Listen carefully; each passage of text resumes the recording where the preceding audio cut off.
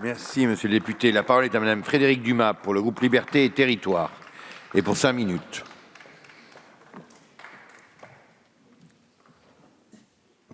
Merci, Monsieur le Président, Monsieur le Ministre, Monsieur le Président, Mesdames les rapporteurs, Monsieur le rapporteur.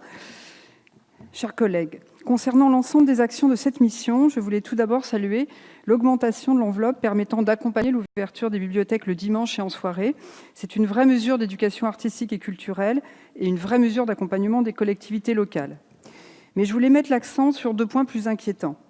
Aujourd'hui, il nous est proposé l'attribution par l'État d'une enveloppe de 7,5 millions d'euros au Centre national de la musique, présentée comme des moyens supplémentaires qui s'ajouteront aux autres soutiens, dont 35 millions d'euros issus de la taxe fiscale payée par les producteurs de spectacles.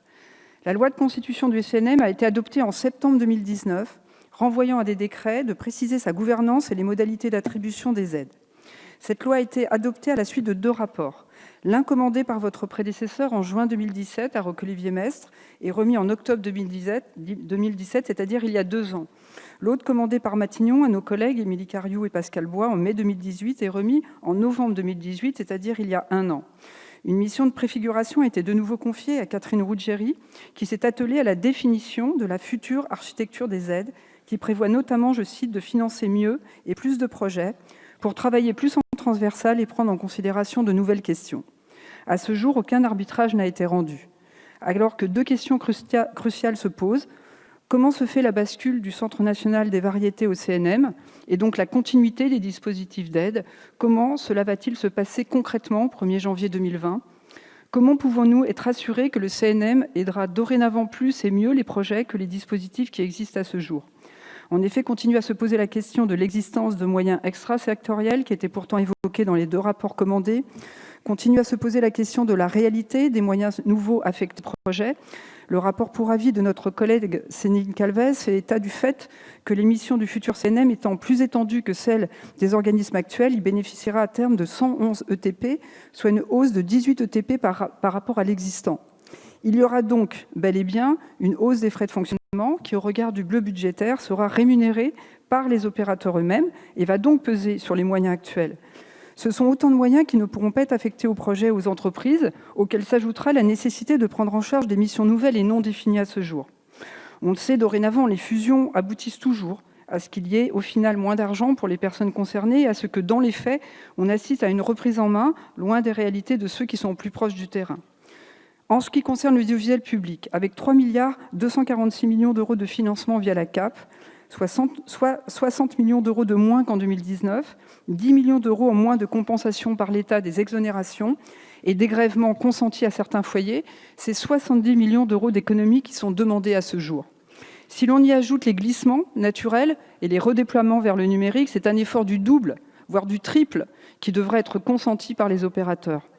Comme j'ai eu à le dire au moment où la trajectoire d'économie d'ici 2022 a été arrêtée, en juin 2018, rabots budgétaires, fusions et bascules tout numérique ne permettront pas de renforcer et d'améliorer l'offre du service public. La transformation coûte de l'argent et c'est la transformation qui permet de dégager ensuite des marges de manœuvre. Mais cette année, je souhaitais faire un focus sur l'audiovisuel extérieur, ce qui se joue aujourd'hui à ce stade dans le projet de loi de finances, comme l'a souligné mon collègue Alain David, rapporteur pour avis de la Commission des Affaires étrangères. C'est bien un écart significatif entre les ambitions affichées et les moyens qui sont alloués pour atteindre les objectifs. Dans le cadre du projet de loi de finances pour 2020, France Médias Monde disposera d'une dotation de 260 510 000 euros. Cette dotation s'inscrit ainsi en recul de plus d'1 million d'euros par rapport à 2019. À ce million d'euros, il faut ajouter 3 millions d'euros de dépenses supplémentaires pour pouvoir préserver l'existant. C'est donc en réalité 4 millions d'euros qu'il faudra trouver. Ce sont bien les missions de France Médias Monde qui seront directement affectées par les économies demandées. Et pourtant, France Médias Monde est un acteur de stabilisation des zones de tension et un contributeur à l'objectif sécurité de la politique internationale de la France.